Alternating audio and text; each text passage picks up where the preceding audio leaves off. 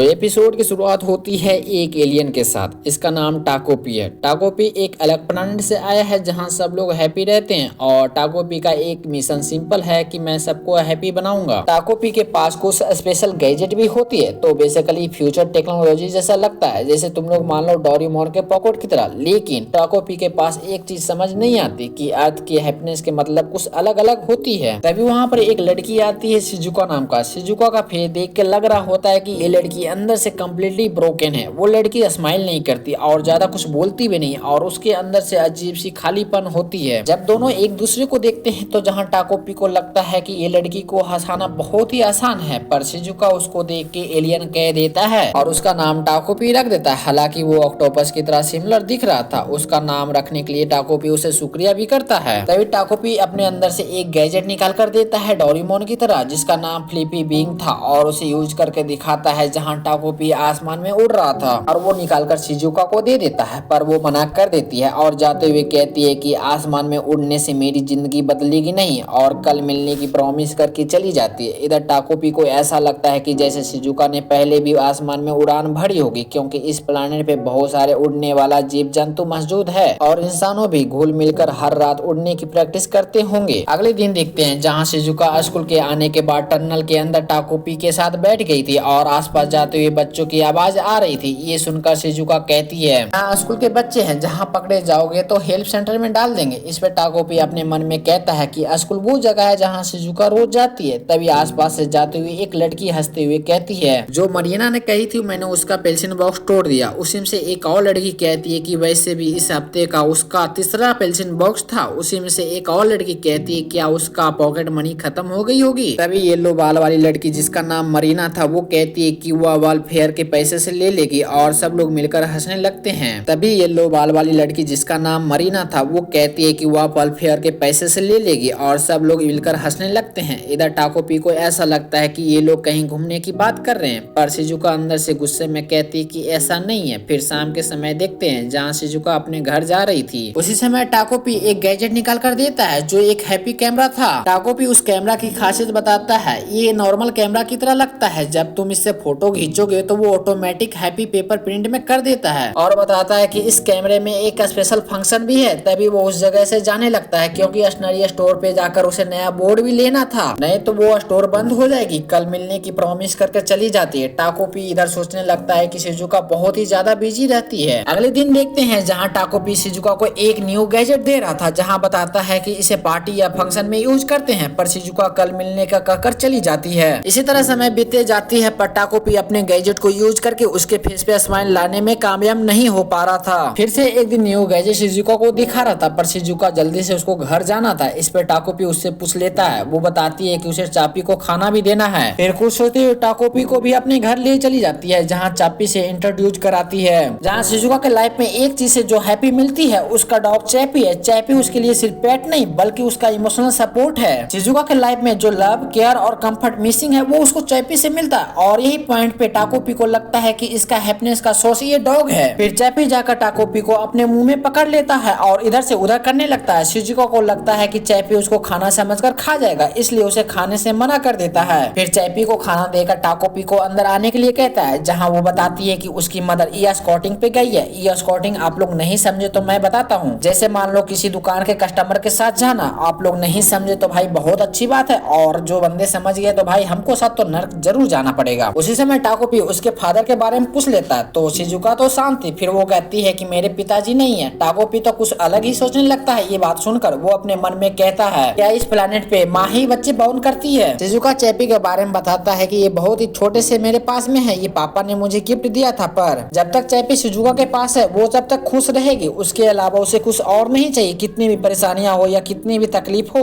वो अपने आप को संभाल लेगी। इधर टाकोपी को पता लगता है कि उसके पापा थे, मतलब कि मेल और फीमेल इस प्लेनेट पे भी बेबी बॉर्न करते हैं। फिर कुछ समय बाद शिजुका चैपी और टाकोपी बाहर घूमने जाते हैं, जहाँ टाकोपी अपने हैप्पी प्लेनेट के बारे में बता रहा था, पर शिजुका को मैजिक पे भरोसा नहीं था। पर शिजुका के बातों से ऐसा लग रहा था उसके ही पापा जिंदा हैं। यहाँ पर टाकोपी का एक फ्लैशबैक देखते हैं, जहाँ उसकी मदर इन गैजेट को यूज करके पूरी दुनिया पे खुशियां फैलाने के लिए कहती है, पर एक चेतावनी भी देती है, कभी भी हमारे बनाए हुए रूल को मत तोड़ना। प्रेजेंट में टाकोपी जाते हुए अपने मन में कहता है, रूल तो छोड़ ही दीजिए, मैं तो उसे गैजेट भी यूज नहीं करा पा रहा हूँ, लेकिन लेकिन मैं चाहता हूँ कि शिजुका और भी ज्यादा मुस्कुराए। टाकोपी शिजुका से कहता है कि अगली बार मैं तुम्हें हैप्पी प्लैनेट जरूर बुलाऊंगा, मेरे पास बहुत सारे हैप्पी गैजेट पड़े हैं। जिसपे वो कहती है कि मुझे मैजिक पे भरोसा नहीं है। इस पे टाकोपी कहता है कि मैं तुम्हें इस दुनिया का सबसे खुशहाल इंसान बना दूंगा। ये बात सुनकर शिजुका को कहीं ना कहीं उसे अच्छा लगता है, पर वो एक्सप्रेस नहीं करती। उसके फेस पे साफ साफ पता लग रहा था टाकोपी अभी किसी प्रॉब्लम की वजह से वो हैप्पी प्लैनेट वापस नहीं जा सकता, पर मैं तुम्हें कभी ना कभी जरूर लेके जाऊंगा। और इन सब बातों को लेकर तीनों के बीच अनकंफर्टेबल मोमेंट बन जाती है और हंसते हुए कहती है कि कल मिलेंगे। और अगले दिन शिजुका को देखते हैं जो उसी जगह पे खड़ी थी और पूरे शरीर पे चोटों का निशान था और साथ में चैपी का गले का पट्टा था। शिजुका बताती है कि उसके अपने दोस्तों के साथ फाइट हो गई थी। इस पे टाकोपी कहता है क्या दोस्तों के साथ लड़ाई होती है तो क्या रंग बदल देते हैं। टाकोपी इस फाइट प्रॉब्लम को बहुत ही इजी समझ रहा था, जैसे गैजेट से फिक्स किया जा सकता है। इस वजह से उसे एक गैजेट निकाल कर देता है जिसका नाम रिकोऑर्डिनेशन रिबन था। वो इस तरह से काम करती है कि अपनी और अपनी दोस्त के छोटी उंगली में बांध दे तो सारा प्रॉब्लम दोनों के बीच सॉल्व हो जाएगी। शिजुका उसे लेकर चली जाती है। इधर टाकोपी को टेंशन हो रहा था वो अच्छे से यूज कर पा रही होगी या नहीं। दोपहर से शाम हो जाती है। जब उसे कुछ गलत होने का एहसास होता है तो वो जल्दी से शिजुका से मिलने चला जाता है, जहाँ घर में चापी का नाम और निशान नहीं था और शिजुका टाकोपी को दिया हुआ रिबन से फांसी लगाकर मर गई थी। ये चीज देखकर टाकोपी तो हैरान था और शौक भी था, जहाँ शिजुका को सॉरी भी कहता है। राइटर हम लोग को बताता है कि इस बड़े से यूनिवर्स में मौत एक ऐसा कानून है जो सब पे बराबर लागू होता है, कोई भी इसे बदल नहीं सकता। क्यों ना टाकोपी का गैजेट कितना भी स्मार्ट हो, क्यों ना कितना भी टेक्नोलॉजी में आगे हो, लेकिन किसी को वापस जिंदा कर नहीं सकता। तो हमने देखा था कि शिजुका अपनी लाइफ से पूरी थक चुकी थी। वो लड़की अंदर से कम्प्लीटली ब्रोकन थी, ना कभी हंसती थी ना कभी अपने दोस्तों के साथ टाइम स्पेंड करती थी। हालांकि शिजुका के लाइफ में एक चीज से खुशी मिलती थी, वो उसका चैपी था, पर उसके दोस्तों ने उसे भी मिलकर मार दिया। शिजुका के लाइफ में पहले ही प्रॉब्लम थी, पर चैपी के मरने के बाद जो खुश रहने का सोच था वो भी उसके हाथ से चला गया। फिर शिजुका अपने लाइफ को प्रॉब्लम से फेस करने के बजाय वो अपनी मौत को चुनी। अब आगे इससे पहले का एपिसोड आप लोग ने नहीं देखा तो लिंक डिस्क्रिप्शन में दिया और जाकर चेकआउट कर सकते हो। अब आगे एक्सप्लेन करता हूँ। शिजुका के मौत से टाकोपी को बहुत बड़ा सदमा लगता है। हालांकि जो रिबन शिजुका को दिया था वो उसे ले लेता है और उसे जाते हुए सॉरी भी कहता है। यहाँ पर राइटर हम लोग को बताता है कि इस बड़े से यूनिवर्स में मौत एक ऐसा कानून है जो सब पे बराबर लागू होता है, कोई भी इसे बदल नहीं सकता। भले ही टाकोपी का गैजेट कितना भी स्मार्ट हो, लेकिन वो किसी की जिंदगी वापस नहीं कर सकता। जहाँ जाते हुए वही कैमरा उसे मिलता है जिसे टाकोपी ने शिजुका का फोटो लिया था। इसमें एक और फंक्शन था, उस टाइम पे तो सही से बताया नहीं गया था। इसमें स्पेस टाइम फंक्शन है। इसमें टाकोपी एक ही फोटो क्लिक कर सकता है, जिस टाइम पे वो फोटो लिया होगा उसी पल में वो वापस कर देता है। टाकोपी जानना चाहता था कि शिजुका सुसाइड करना क्यों चाहती थी। जहाँ टाकोपी के आंख से आंसू भी आ रहे थे ये सब करते हुए। वो कहता है कि हम दोनों मिलकर एक ऐसा कल ढूंढेंगे जहाँ तुम्हें दोबारा मरना ना पड़े, जहाँ तुम फिर से मुस्कुरा सको। कैमरा अपना फंक्शन सही से काम करता है। वही पल फिर से शुरू होती है जहाँ टाकोपी शिजुका का फोटो लिया था। जहाँ शिजुका कहती है कि मुझे अभी पेंसिल बॉक्स लेने जाना, ये कहकर वो जा रही थी। उसी टाइम पे टाकोपी उसे रोकते हुए कहता है कि मुझे भी स्कूल जाना है। स्कूल जाकर उसे पता करना है कि आखिर वो शिजुका सुसाइड करना क्यों चाहती है। अगले दिन स्कूल के रूम के अंदर का सीन देखते हैं जहाँ टाकोपी थोड़ा सा घबराया हुआ था। उसी टाइम पे मरीना उठकर उससे पैरासाइट कहती है और उसे परेशान भी करने लगती है। जहाँ टाकोपी थोड़ा सा ये सब चीजों से घबरा भी जाता है। मरीना को देखते हैं जो उसके बालों में ध्यान से देखती है, तो वहाँ पे टाकोपी की जगह पे एक फ्लावर था। फिर स्कूल आने से पहले का सीन देखते हैं जहाँ शिजुका डर रही थी वो स्कूल ले जाएगी तो वो पकड़ी जाएगी। इस पे टाकोपी अपना गैजेट यूज करता है अपने आप पे, जिस वजह से सब लोग उसे हैप्पी फ्लावर के रूप में देखेगा। प्रेजेंट में देखते हैं जहाँ मरीना उसे शक के निगाह से देखते हुए पूछती है तुम्हारे बालों में चमलोन प्लांट क्या कर रहा है। ये टाकोपी के गैजेट की वजह से सब लोग को एक फ्लावर के रूप में दिख रहा था। उसको देखकर सब लोग मजाक बना रहे थे, इसलिए शिजुका उसको सामने रख देता है। उसी टाइम पे क्लासरूम में क्लास टीचर आ जाती है जो बोर्ड पे क्वेश्चन देते हुए शिजुका से पूछती है, पर उसे मालूम नहीं था, जिस पर मरीना उसे मजाक बनाने लगती है। इस पे टाकोपी को लगता है कि यही प्रॉब्लम है जो शिजुका के सुसाइड करने की वजह बननी है। फिर वो स्पेस टाइम कैमरा को यूज करता है, जिस वजह से फिर से टाइम रिवर्स होकर वही पल में आ जाता है जहाँ पर शिजुका पेंसिल बॉक्स लेने जा रही थी। पर यहाँ पर टाकोपी पहले ही क्वेश्चन का आंसर बता देता है। अगले दिन देखते हैं जहाँ टीचर की क्वेश्चन का जवाब शिजुका दे देती है। इस पे सारे क्लास के बच्चे और साथ में मरीना भी शौक थी, जो कभी क्लास में कभी भी जवाब नहीं देने वाली आज कैसे दे दी। जहाँ मरीना से भी क्वेश्चन पूछा जाता है पर उसे नहीं पता था। इस पे मरीना जल रही थी। टाकोपी को ऐसा लग रहा था कि सारा प्रॉब्लम सॉल्व हो गया, जिससे शिजुका अब सुसाइड नहीं करेगी। पर टाकोपी इनोसेंट था, उसे पता नहीं था कि आगे आगे क्या क्या होने वाला है। अब हम लोग लंच टाइम में देखते हैं जहाँ मरीना फिर से परेशान करने आ गई थी, पर टाकोपी आकर सारा प्लान फेल कर देता है। जैसे जैसे टाइम बीत रही थी वैसे वैसे मरीना का हरकतें भी बढ़ रही थी। टाकोपी को रहते हुए मरीना का सारा प्लान फेल हो रहा था। टाकोपी अपने हैप्पी प्लैनेट के बारे में बताता है कि जब भी हैप्पियन के बीच में लड़ाई होती थी वो एक दूसरे का हैप्पी पेपर छुपा देते थे। तुम लोग इस तरह से समझ सकते हो, एक दूसरे का ध्यान खींचना, जिससे इन दोनों के बीच में ज्यादा बहस ना हो। टाकोपी को लगता है कि मरीना उसे दोस्ती करनी चाहती है, इसलिए उसे घूरते रहती है। जब वो क्लासरूम के अंदर जा रही थी उसी समय पास की लड़कियां उसे कहती है कि मरीना तुम्हें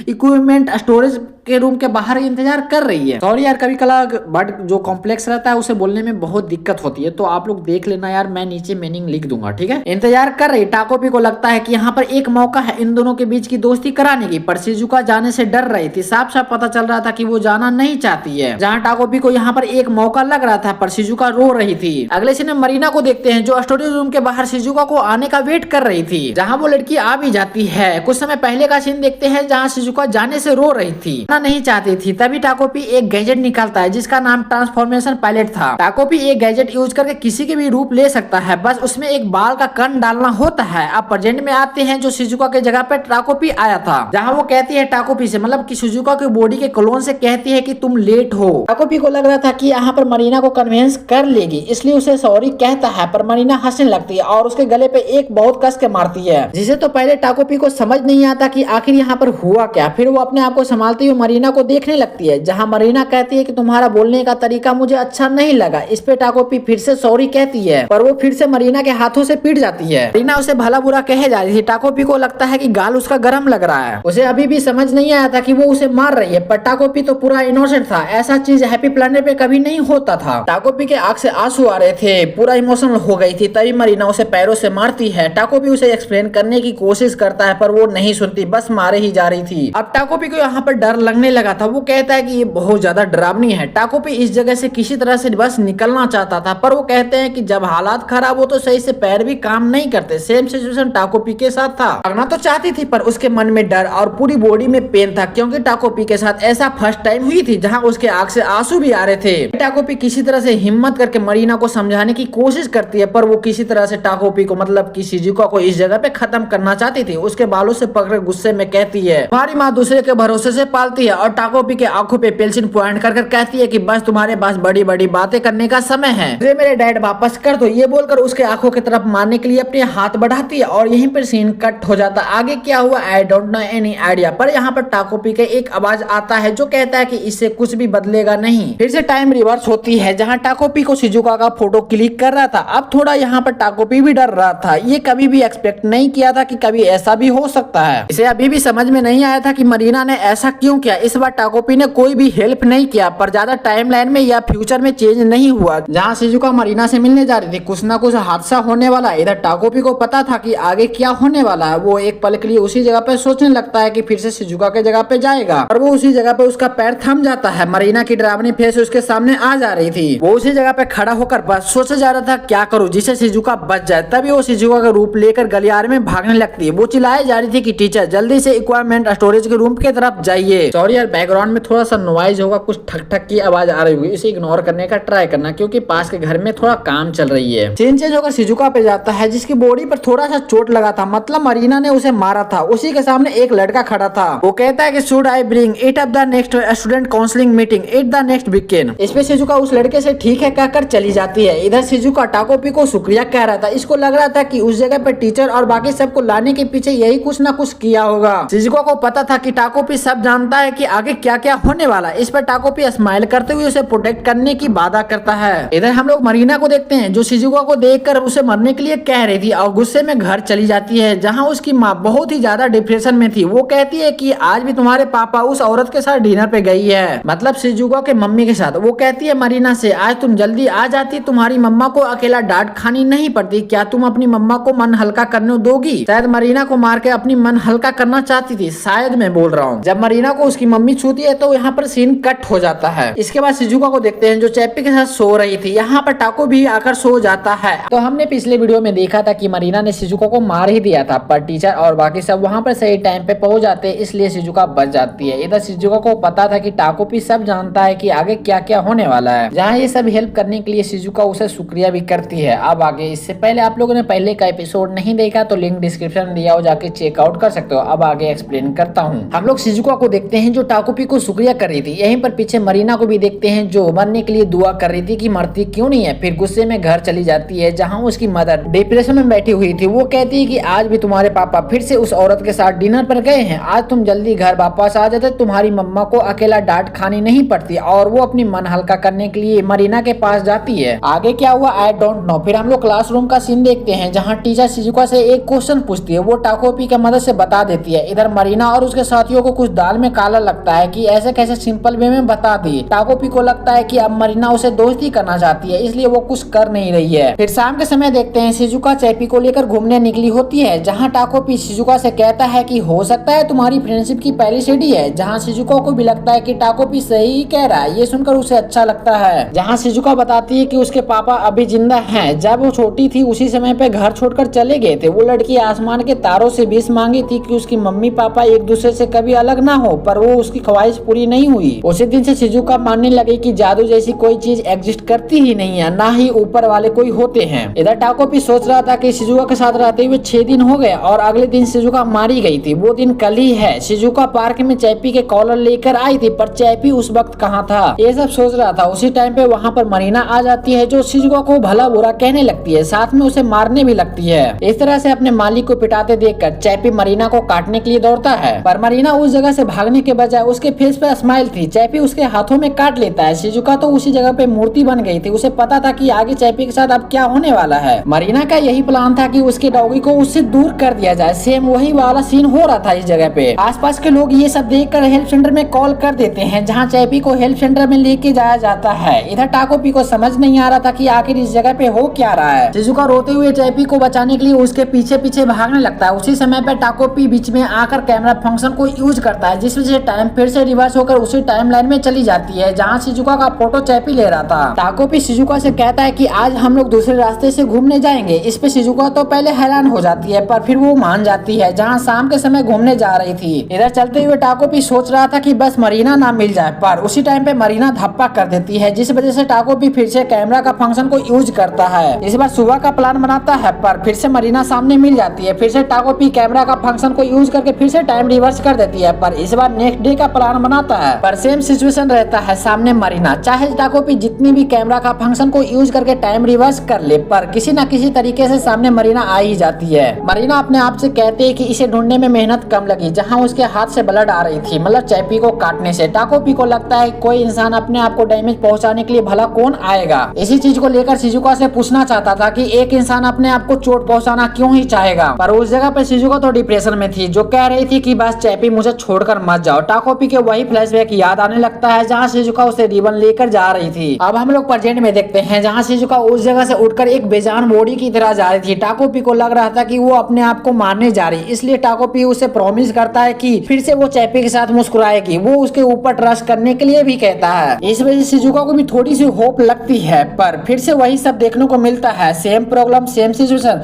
कुछ भी बदलती नहीं है। जहाँ शिजुका को हेल्थ सेंटर में बैठे हुए देखते हैं, उसके बगल में उसकी मम्मा भी थी, जो कहती है कि चैपी अब तुम्हारे पापा के पास जा रहा है। उसकी मदर शिजुका का प्रॉब्लम भी जानने की कोशिश भी नहीं करती। उसे कहती है कि मरीना के मदर से अप्लाइज मांग लेगी, मरीना को ज्यादा सीरियस चोट नहीं लगी, ये कहकर अपने कस्टमर के साथ चली जाती है। इधर टाकोपी टाइम रिवर्स करके भी कुछ नहीं कर पा रहा था। वही सब फिर से शिजुका के साथ हो रही थी, जहाँ सामने मरीना आ जा रही थी। टाकोपी उसे खुश करने का ट्राई करता है, पर उसका कोई भी फायदा उसे नहीं मिलता। अगले दिन स्कूल का सीन देखते हैं, जहाँ सब लोग उसे बहुत ही अलग नजर से देख रहे थे। तभी साइड में से मरीना निकलकर कहती है कि तुम्हारी हिम्मत कैसे हुई स्कूल आने की। पर शिजुका तो अलग ही दुनिया में होती है, उसे पता नहीं होता कि सामने कौन खड़ा होकर क्या बोल रहा है। क्लासरूम से टीचर जाते ही मरीना और उसके बाकी फ्रेंड जो हेमुलेट करने लगती है उसे। साइड में खड़ा लड़का ये सब देख रहा था, उससे फिर कंट्रोल नहीं होता, जो जाकर कहता है मरीना तुम्हें म्यूजिक क्लास के लिए जाना चाहिए क्योंकि लेट हो रहे। ये सुनकर मरीना और उसके साथियों वहाँ से चले जाते हैं। ये लड़का शिजुका को कहीं न कहीं लाइक करता था। हालांकि वो लड़का शिजुका से बात करने की कोशिश करता है, पर शिजुका कोई भी रिस्पॉन्स बिना दिए चली जाती है। अब स्कूल में छुट्टी हो गई थी, शिजुका अपना घर जा रही थी, पर उसका मन कहीं और ही था। टाकोपी उसे खुश करने की कोशिश करता है, पर उसका कोई भी फायदा नहीं होता।